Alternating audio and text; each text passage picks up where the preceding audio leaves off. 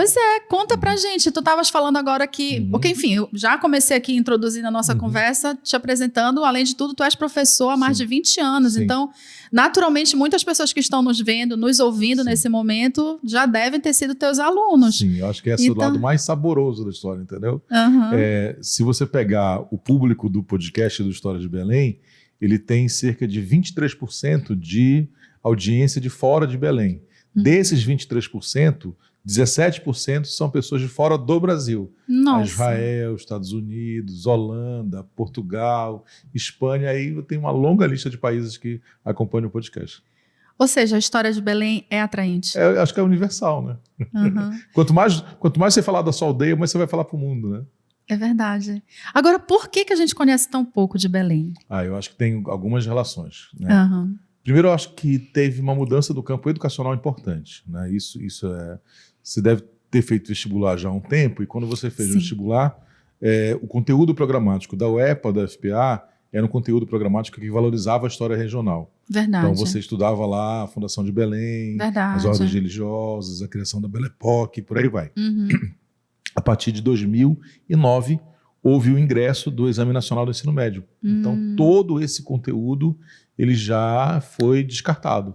Então, se você pega hoje... Passa a ser nacional mesmo, né? E aí, quando você fala muito do nacional, você esquece das relações locais, que são tão importantes pra gente. Sim. Entendeu? E aí, eu acho que tem uma geração inteira que não ouviu falar da história de Belém, né? Da história do estado do Pará.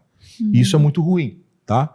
O outro dado importante é a nossa publicação, né? Nós publicamos pouco, mas temos muita pesquisa em relação à história do estado e à história de Belém. Então, essa literatura acadêmica ela acaba não chegando na mão do leitor. Tu sabes, Michel, que eu fiz o meu mestrado na UFPA. E é uma das coisas mais assim... Eu vi na minha época, foi um tempo desse, um dia desse. Ontem, né? Quase isso. Então, assim, eu acho que eu vi muito pouco sobre Belém. Então, eu cheguei dentro da universidade em 2015 com uma Amazônia e com uma Belém muito idealizada e com uma visão realmente muito estrangeira do que é a Amazônia. É aquela coisa mais exótica, né? É a coisa do exótico, daquele que chama atenção realmente, né? E eu não tinha muito conhecimento. Lá eu tive aula com o professor Fábio Castro, que dentro da universidade dava aula para a gente exatamente sobre a história, sobre a Amazônia, como que se forma essa sociedade a partir da chegada dos portugueses. Né? E antes, então, assim, ali eu me dei conta do quanto eu desconhecia a minha região. E a nossa cidade, a capital. Eu nem estou falando da Amazônia ou do Pará como um estado enorme, né? Esse continente imenso. Eu falo da própria capital. Então, eu acho assim, curiosíssimo. De certa maneira, a gente perde muito, né? A partir do momento em que a gente não fala muito sobre a nossa história. A gente consegue falar, por exemplo, da Revolução Francesa. Com mais propriedade do que fala da cabanagem. Da cabanagem, por exemplo, que foi um tema que me interessou muito no mestrado. Não consegui seguir por algumas outras questões, mas a gente fala pouco da cabanagem. Inclusive, o Michel Pini já esteve com a gente, se vocês ainda não viram, tem um especial no ano passado, que nós falamos sobre a adesão do estado do Pará, e a gente falou também um pouco, passamos pela cabanagem, né? É um prejuízo muito grande para a gente enquanto sociedade. Agora, tem duas percepções que eu queria dividir contigo. A primeira percepção é que você está coberta de razão. De um modo geral, os não historiadores, os não professores de história, passam ao largo dessa formação da história de Belém ou da história do Pará, pelos motivos que eu estou te falando. Né? Então, não há uma produção não acadêmica que chegue na mão das pessoas, né? Os espaços de comunicação normalmente não abrem espaços para esse tipo de conteúdo, né? E fica num nicho muito forte. E a segunda percepção que eu queria te dar é a minha. Né? Então, eu sou alguém que lê sobre Belém profissionalmente desde 1997. Né? Leio profissionalmente, leio como forma profissional mesmo, pesquiso e estudo.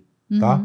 Mas quando eu entrei na Fumbel em 2021, acho que foi uma das decisões mais acertadas da minha vida, foi ter aceitado o convite do prefeito Edmilson Rodrigues, porque eu acho que ele sacou uma coisa, que eu conhecia muito da história, né? Eu conhecia muito da cultura da cidade, conhecia um pouquinho sobre como a cidade se desenvolveu ao longo dos séculos, mas que faltava a vivência da periferia cultural.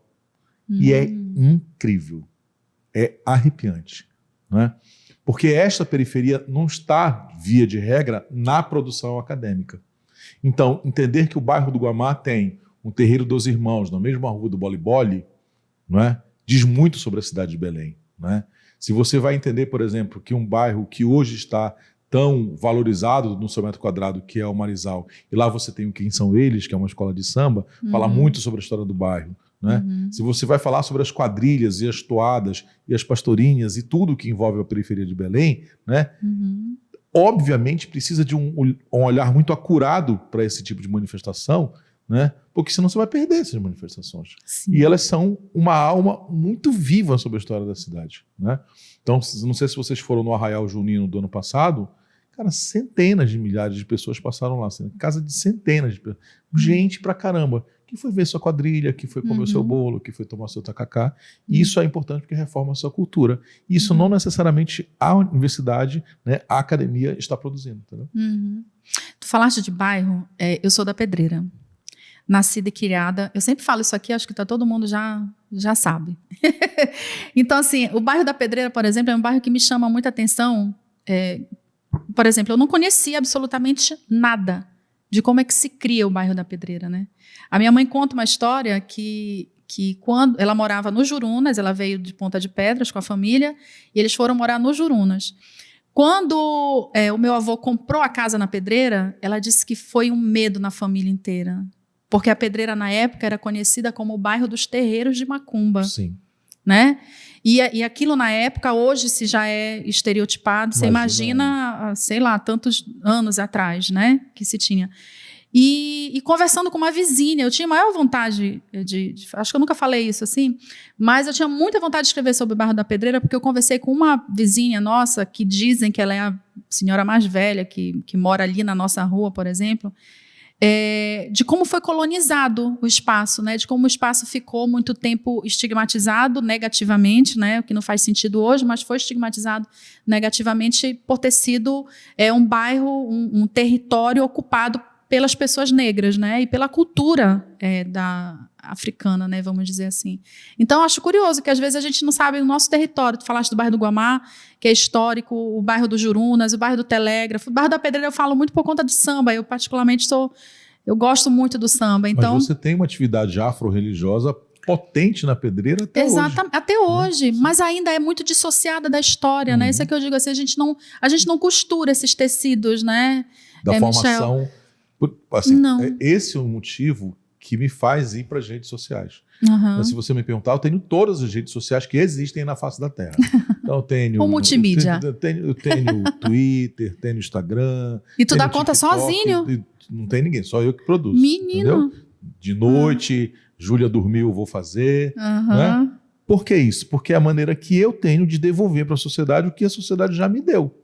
Entendeu? Então, um aluno da Universidade Federal do Pará, que recebeu bolsa durante 4 anos, que estudou e que entrou no mercado de trabalho e que só se posicionou no mercado de trabalho porque fez uma excelente formação na UFPA, eu tenho que dar minha contrapartida social. E a minha contrapartida social é falando sobre aquilo que as pessoas se identificam, que é a sua cidade. Entendeu? Por que eu estou te falando isso?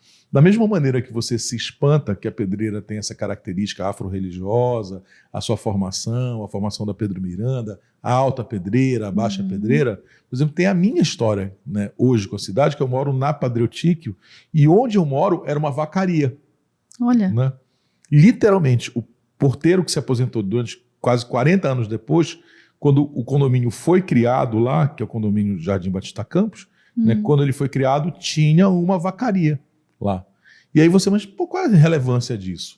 Porque essas vacarias que estão na Padre Eutíquio, que estão na Caripunas, que estão na Tamoios, elas eram fundamentais para a cidade, porque as pessoas pegavam a vaquinha, colocavam um sino no pescoço da vaquinha e iam caminhando a pé de manhã, de casa em casa, balançando o sininho da vaca. Quem escutava de manhã, abria a porta, colocava a sua garrafa de leite, vazia de leite e devolvia. Então, essa é uma memória que ela precisa ser contada porque ela não existe mais. Né? Mas os espaços ainda estão lá para contar essa história. Entendeu? E eu vou repetir isso, eu acho que contar isso faz com que as pessoas criem um laço de afetividade com a sua cidade.